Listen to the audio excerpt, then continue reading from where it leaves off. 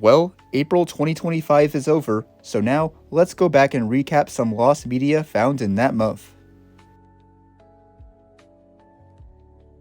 From 1994 to 1998, an edutainment puppet show that was produced by KCET and Lancet Media called The Puzzle Place would air on PBS Kids, which featured the talents of many well-known puppeteers, such as Noel McNeil, who was the puppeteer for Bear from the show Bear in the Big Blue House, Carmen Osbar, who was the puppeteer for the character Rosita from Sesame Street, and Matt Vogel and Peter Linz, who were the puppeteers for Constantine the Frog and Walter in the Muppet films.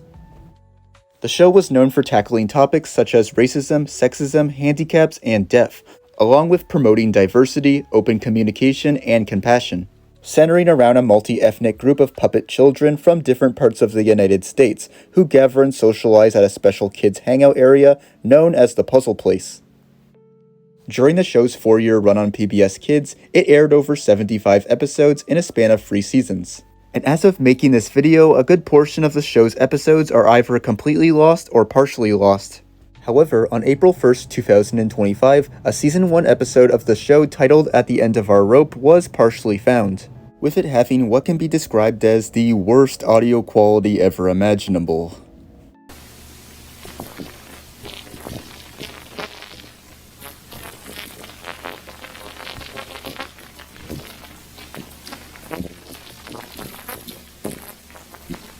Hopefully in the near future, a version of that episode will be found with better audio, and also found in its entirety too.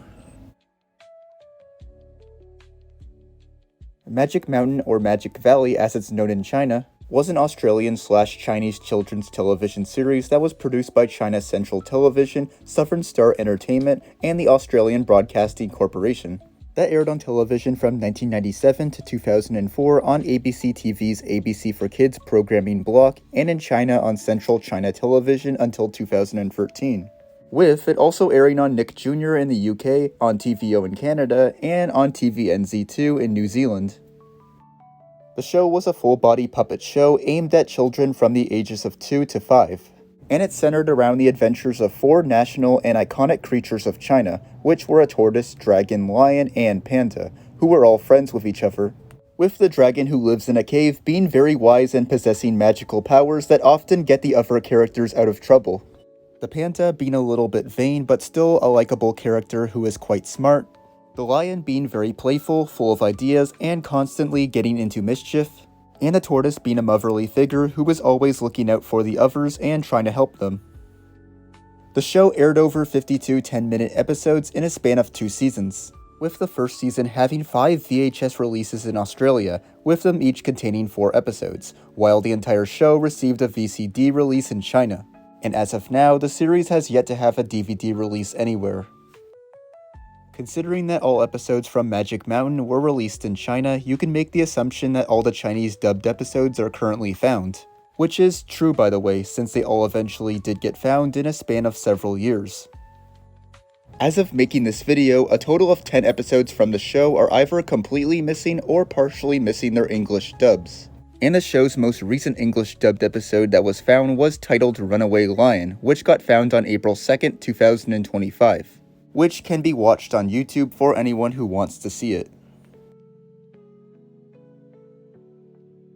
In 2010, an artist known as Indigo Vanity would release a mixtape online and on streaming services called I Own the Club. And prior to her releasing the mixtape, she had already established herself as the female face of the jerking dance movement era that was most relevant in pop music from 2009 to 2011. With her 2009 song Rock Your World achieving viral success and becoming her most well-known song at the time. In later years, after releasing the I Own the Club mixtape, she would continue to release more music online, with her even releasing multiple hit songs that went viral on TikTok. However, some tracks from the I Own the Club mixtape would eventually become lost sometime during her career, with a page for the mixtape on Spotify that featured all of its tracks being unable to play them back despite the page still being accessible. For several years, the mixtape wasn't available to listen to in its entirety, until recently on April 3rd, 2025, when the full mixtape was uploaded to SoundCloud. World's Most Amazing Videos is a reality television show that was produced by Nash Entertainment and NBC Studios. And it ran on NBC from 1999 to 2001 as a filler program when other shows on the network were cancelled, before it was revived on Spike, where it aired from 2006 to 2008. The show was a quote-unquote caught-on-camera reality show that showcased dangerous disasters, daring rescues, fights, amateur sports, robberies, animal attacks, car accidents, and other extraordinary events that were caught on video, with each episode also featuring interviews from those who experienced what was recorded, along with a variety of unnerving incidents caught on video in every episode, until the show's 5th and final season. Since that season changed the format, where each episode focused on a certain category instead of featuring clips from different categories in one episode. The series ran for a total of 65 episodes and was narrated by American actor Stacy Keach from the show's premiere to 2007, before American voice actor and television announcer Eric Thompson took over as the show's narrator in 2008 during its final episodes. And the series also had a UK dub for it, which originally aired on Bravo and its sister channel Bravo 2, before airing on Virgin 1, which was then known as Channel 1 at the time, which aired over 3 series, with Series 1 being narrated by TV personality David Wartnaby and Series 2 and 3 by English actor and narrator Lee Boardman.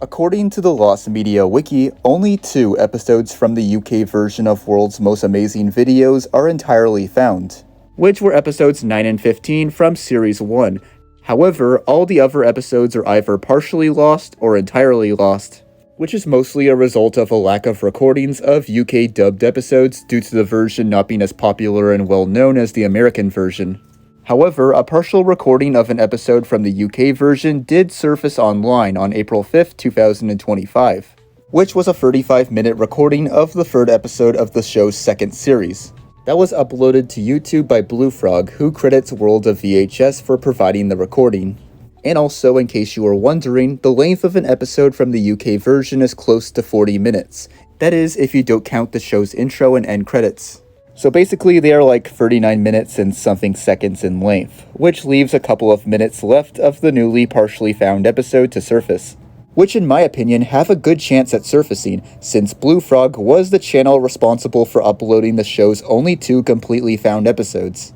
So there is a chance he might come across a full recording of Series 2, Episode 3 in the future.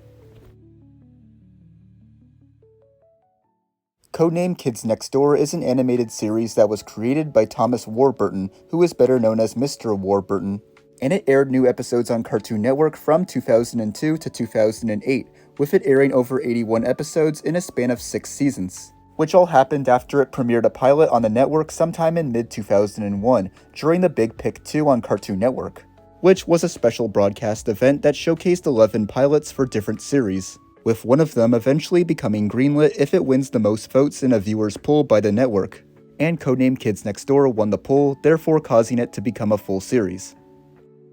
The show centers around a group of 5 kids who use numbered codenames going from 1 to 5 as nicknames for each other, and they are the main home operatives of Sector 5, which is part of a worldwide espionage-style organization called the Kids Next Door, whose mission is to fight crimes against kids, which are often committed by quote-unquote evil adults, senior citizens, teenagers, and other children. Upon the series' first airing, it became a very popular show for Cartoon Network, so much so that it would receive 2 television films, and a special half-hour crossover episode with another Cartoon Network series called The Grim Adventures of Billy and Mandy. And also, in 2015, after the series had ended, a sequel series that Mr. Warburton had pitched to Cartoon Network multiple times called Galactic Kids Next Door would get a fan-made petition on change.org to have it be picked up for a full series. Although, despite Cartoon Network noticing the petition, they were not interested in giving Codename Kids Next Door a sequel series. Although, they did give the Powerpuff Girls, another show of theirs, a sequel series 1 year later in 2016. Which, let's just say did not turn out well for them in the long run. Codename Kids Next Door also got broadcasted in multiple countries, with one of those countries being Peru. And you are probably wondering why I mentioned the country Peru. And to give you guys an answer to that, well, you can just look at this entry's name and figure it out for yourselves. since this entry's name is referring to a Peruvian commercial for the show called Operación that was recently found on April 6, 2025 by a YouTuber named Lancey Doll, who uploaded the commercial to YouTube in a video containing multiple Cartoon Network promos and commercials in it.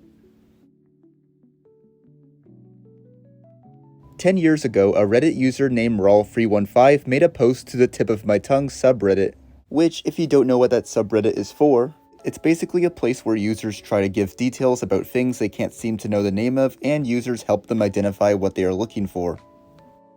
But anyways, in the post, Rawl315 describes a PSA about internet gambling that aired in either the late 90s or early 2000s. That possibly aired across multiple US states, with it certainly airing in Michigan as it was sponsored by the Michigan Department of Community Health. And in the PSA, it showed a family who was homeless in an area that appeared to be a dump with cardboard boxes strewn everywhere, with it having a transcript that went something along the lines of this: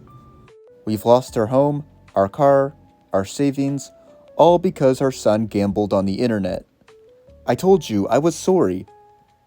Go to your box." Get it? Because the son has a box instead of a room because they no longer live in a house? But anyways, according to Rawl315, the PSA was a running joke among his family, and that he found many internet users mentioning it. And for over a decade, no one was able to find it until April 6, 2025, when a Reddit user named Silent Glass told Rawl315 that it was just uploaded to YouTube, with the channel that uploaded it being named King of Memes, who credits a channel named Rebecca for helping him find the PSA, which was found in a YouTube video of a 2001 NFL game, which I guess was played once or multiple times during the commercial breaks. Also, I just have to mention how crazy it is that Rawl315 made an update to his Reddit post that he posted over 10 years ago, which means that he wanted to be able to watch the PSA for over a decade. So, I just hope that his first time watching it after at least a decade was worth it to him. But, my gosh, he has some serious dedication in wanting to see it. In 1986, Silicon Beach Software would publish a platforming game that they developed called Dark Castle, and they released it for Apple's Macintosh computer, before eventually releasing it for PC, the Amiga, the Apple II GS, the Atari ST, MS-DOS, the Sega Genesis, the Commodore 64, the Philips CDI, and MSX, which were all released in later years after 1986. And in the game you play as a character named Prince Duncan, who must defeat the game's antagonist known as the Black Knight by going through 4 sections of a castle called Fireball, Shield, Trouble, and Black Knight by dodging objects and solving puzzles. According to numerous sources, the MSX port of Dark Castle was released in 1993 by M&S Soft exclusively in Japan, and it was considered to be a lost port with little information known about it. And its primary evidence for existence is a GameFAQs Generation MSX and the MSX Dojin Software Introduction Index page that described its release information. On March 25, 2025, a Lost Media Wiki user named TrevGauntletNew found a copy of the MSX port of the game after buying it from Surugaya. And 18 days later on April 12, 2025, TrevGauntletNew successfully archived the port, along with some test photos and videos on his X account, showing us more of what the port looks like. Bananas in Pyjamas is an Australian children's television show that ran from 1992 to 2001 on the Australian Broadcasting Corporation's television network, with it airing in syndication from 1995 to 1997 as a half-hour series in the US, before becoming a 15-minute show paired with a short-lived 15-minute series called The Crayon Box under a 30-minute block. And it focused on its 2 main characters who are anthropomorphic bananas named B1 and B2, who live in a cul-de-sac called Cuddles Avenue. Although the show did give attention to other characters, such as 3 teddy bears named Amy, Lulu, and Morgan, and Rat in a Hat, who live in the same neighborhood as B1 and B2. And in the neighborhood, the bananas live next to the beach and serve as beach patrol. The teddy bears live next to and look after the park, and Rat in a Hat works and lives at a community store. The show aired in many countries around the world, being dubbed in multiple languages and also being nominated for many awards during its runtime, with those nominated awards being 1 APRA Music Award, 5 ARIA Music Awards, with one of those nominated awards happening after the show's runtime, 1 British Academy Children's Award, and 2 Logie Awards. And fun fact, the bananas in pajamas were featured during the closing ceremony parade of the 2000 Summer Olympics, among other famous Australians. After the series was cancelled in December 2001, it would be revamped almost a decade later in May 2011 as a CGI animated series that was created by Southern Star Entertainment, with it airing over 300 episodes and 4 specials in a span of 6 series before its 2001 cancellation. And considering that the show aired over hundreds of episodes with them being 2 to 3 decades old, you would think that dozens of episodes from the show are lost media as of now. However, that's not the case, because as of making this video, only 1 episode from the entire show is not completely found, which was a Series 4 episode titled Self-Serve that is only partially found. And the last episode from the show to be completely found happened recently on April 14th, 2025, which was a Series 4 episode titled Odd Socks that was uploaded to YouTube by Johnson and Naughty. Big and Small is a children's puppet comedy TV series that was co-produced by Free J's Productions and Kindle Entertainment, in association with the BBC, Canada's Treehouse TV, and Belgium's Studio 100, and it focused on teaching children about the ups and downs of friendship. The show aired simultaneously on Treehouse in Canada and on CBeebies in the UK from 2008 to 2011, airing over 78 episodes in a span of 3 series, centering around its 2 main characters named Big and Small, who are polar opposite friends, with Big being a soft-spoken and endlessly patient purple bear-like creature who is an amateur inventor and musician, and Small being a loud and hyperactive orange rabbit-like creature who has a wild imagination.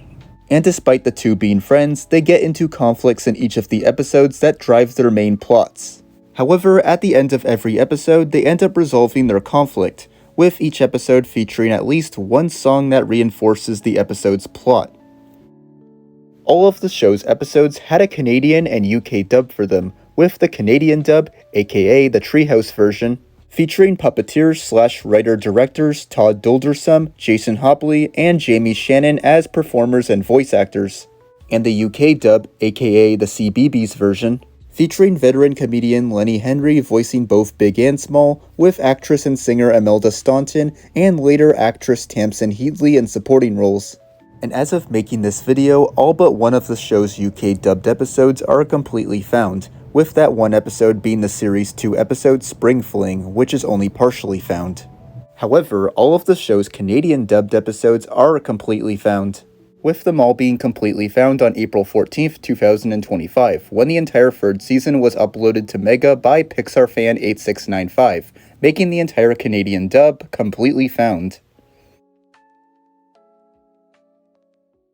Coconut Fred's Fruit Salad Island is an animated series that ran on Kids WB from 2005 to 2006 in the US and on Teletoon in Canada, which eventually became the Canadian version of Cartoon Network. That was produced by Warner Bros. Animation, with it being animated in Flash animation provided by Don Yang Animation, Studio B Productions, and Top Draw Animation. And the series takes place on an island inhabited by fruit where various wacky situations ensue, with it centering around its main characters, who are Fred, a happy-go-lucky coconut, Slip and Slide, who are 2 twin banana brothers, Bingo, who is a timid cherry, Mr. Mel Greenrind, who is a watermelon that tries to establish order on the island, and Bunga Berry, who is a feral strawberry that is mute.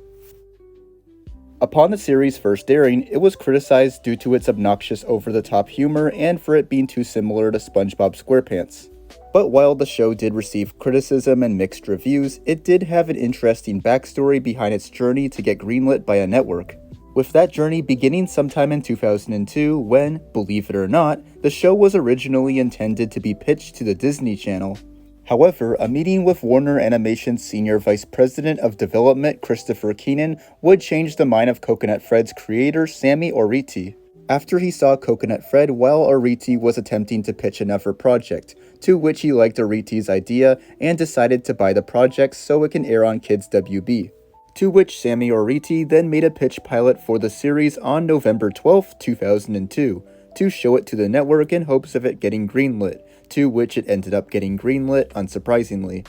However, the pitch pilot never managed to surface online for over more than 2 decades. But it was used in Six Flags Kids WB Crash the Backlot, where parkgoers were able to voice over the characters in the pilot inside of a booth. And what's interesting about Crash the Backlot is that some pictures of it have surfaced that show the outside of the recording booth that feature screenshots from the pilot that can be seen. However, after Crash the Backlot, the pilot ended up never being seen by the public until it was found, with all that was left being a promotional image featuring prototype designs for the main cast, an unaired promo including most footage from the pilot promoting the full series, and the screenshots of it from outside of the Crash the Backlot recording booth that I just mentioned. Recently, on April 16, 2025, a YouTube user named Joes would upload a pitch promo cut down for the pilot, containing additional footage, with the promo originating from a Warner Bros. Screener site as a trailer of sorts, alongside the show's first 3 episodes. So now we have a bit more footage from the pitch pilot to look at, and it is only a matter of time until the full pilot is found. On September 26, 2005, the Sprout channel, that was previously known as PBS Kids Sprout, would launch a new programming block for preschoolers called The Goodnight Show, that was made with the intention of helping preschoolers get ready for bedtime, featuring recurring themes based on preschoolers' nightly routines such as dreams, brushing teeth, and cleaning up before bed. For the majority of the show's runtime, which was from December 18, 2006 to the show's cancellation in 2017, Michelle Lepe was its host, playing a character named Nina, who often taught Spanish phrases to the viewers and a yellow star-shaped puppet named Star, as she was of Hispanic heritage, while also telling stories and fables which were sometimes shown on screen through animations and sand artwork. Despite The Goodnight Show airing on the Sprout channel for over a decade and Nina being very popular with audiences, the majority of the series episodes surprisingly got either completely lost or partially lost, with the current total of found and partially found episodes as of making this video being 2 completely found episodes from original TV airings, 1 completely found episode from a University of Georgia WJB media archive, 3 partially found episodes that are missing their Moonbeam Wheel segments from the DVD Goodnight Stories, and 3 partially found episodes that are missing their Moonbeam Wheel segments on the Sprout Cubby tablet. Also, I should mention that while The Goodnight Show was airing on Sprout, there were several digital releases of clips/episodes of the show, including on Google Play for a brief period of time, websites such as Digital Podcasts, which have since been revoked, YouTube videos on the original PBS Kids Sprout channel, which have since been privated, the current Peacock Junior channel, which used to have more clips from the show but only has a few left nowadays, the Sprout Online website, and on apps like Sprout Player and iTunes, which are no longer accessible since the network relaunched in 2017 to become Universal Kids. As of now, the latest episode from the show to be entirely found was a Season 4 episode titled School, that was found on April 17, 2025 when it was uploaded to YouTube by Michelle Lepe herself, giving us another completely found episode from The Goodnight Show. Peppa Pig is a British preschool animated television series that was produced by Hasbro Entertainment and Carrot Animation, and formerly produced by Astley Baker Davies, which first premiered on May 31, 2004 on the UK television network Channel 5, and on August 22, 2005 as part of Cartoon Network's Tickle You preschool programming block for US viewers, with it still airing new episodes as of now, having just finished airing its 8th series. The series centered around an anthropomorphic female piglet named Peppa and her family, as well as her peers who are portrayed as other animals. And in each episode, she spends time engaging in everyday activities that kids usually do, whether it's with her family or friends, such as attending playgroup, going swimming, visiting her grandparents, cousins, and friends, going to the playground, or riding a bike, with each episode being approximately 5 minutes long.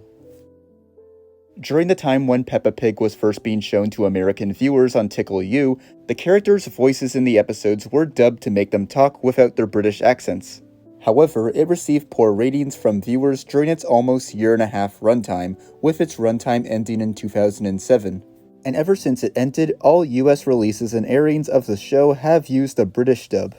Although, I should mention that on several occasions Tickle U would air episodes with the original UK voiceovers.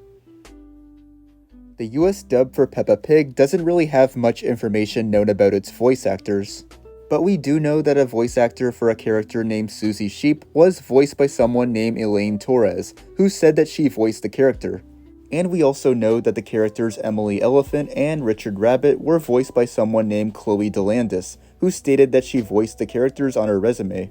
Although those characters didn't debut until the show's second series, and it is currently unknown if any episodes from the second series ever aired in the American dub.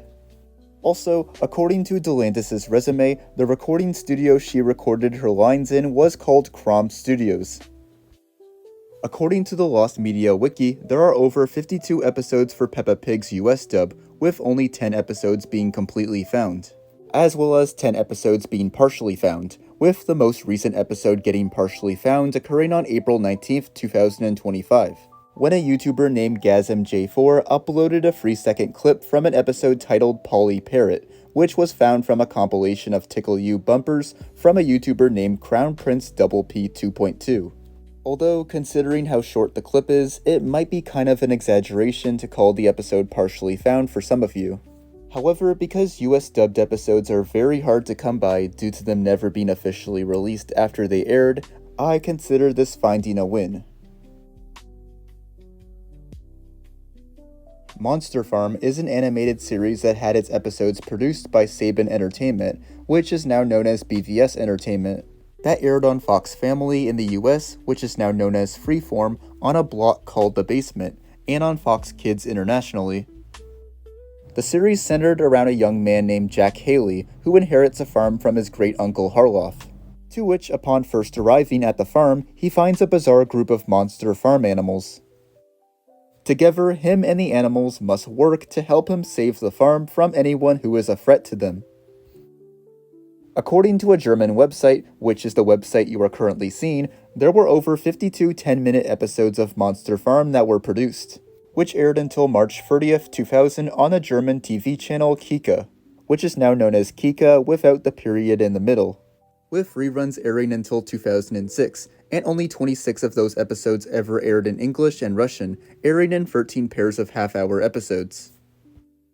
The show is also very obscure, with it never once having a home video or streaming release, so finding any episodes of it is not an easy thing to do. However, despite episodes of the show being hard to come by, an episode from it was recently found on April 23rd, 2025, which was an episode titled Fear Itself that had its English dub found and uploaded to YouTube. Jumper the Frog and Singing Simon, also known as Jumper and Singing Simon, was an educational VHS series for children from the ages of 1 to 6. That was created in 1988 by Sean Johnson and Centerpoint Distribution Incorporated, that starred a talking frog puppet named Jumper and his human friend named Simon, with it featuring original educational songs. The show is very obscure and not brought up by many people, as most never even heard about it before. However, one Lost Media Wiki user named Jupiter had his mom bring up the show to him, as his younger cousin was obsessed with watching the show in the late 90s, to which he would then mention what happened in a post on the LMW forums in July 2024, where he would mention that he tried to look it up on Wikipedia, IMDb, YouTube, Google Images, Reddit, and on any old forums, which resulted in him getting no results, despite the show existing according to him. Jupiter would also mention that the show was similar to series like Sesame Street, Blue's Clues, and Big Comfy Couch, while also mentioning the show's two main characters that I already told you guys about, with him describing Jumper as a small green talking frog who was a puppet that, according to what Jupiter thinks, had a round yellow belly and a belly button. Jupiter would even go on to recite some lyrics from a song that was sung on the show, with the lyrics he recalled being, "Blue and yellow, green and purple, monsters are just make-believe," which also featured monsters of those colors flashing on the screen while those lyrics were being sung. Although Jupiter wasn't 100% certain that he remembered all of the lyrics, as he believed that the word blue could have been read instead.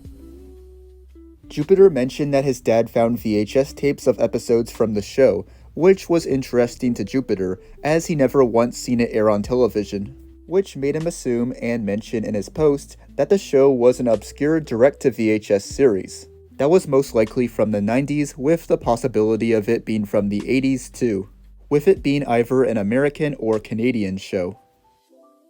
In case you are wondering what happened to the VHS tapes that Jupiter's dad found, he mentioned at the end of his post that he doesn't have them anymore, as they were donated many years ago, most likely during the mid-2000s. So he sadly wasn't able to see if the show he remembered was real or not. But he was able to provide an image that showed what scenes in the show were typically set up like. After the post was posted to the LMW forums, many users came forward with ideas and clues to help Jupiter find the show he was looking for, with one of those users being well-known LMW user and Lost Media YouTuber L Supersonic Q, who at first didn't take Jupiter's post too seriously, thinking it was just a r/tip of my tongue style topic that can already be watched online and is not Lost Media. Although he would make an effort to find it though, as he would end up spending hours digging through kids' VHS tape listings online in an attempt to find the series, with him going off of cover arts.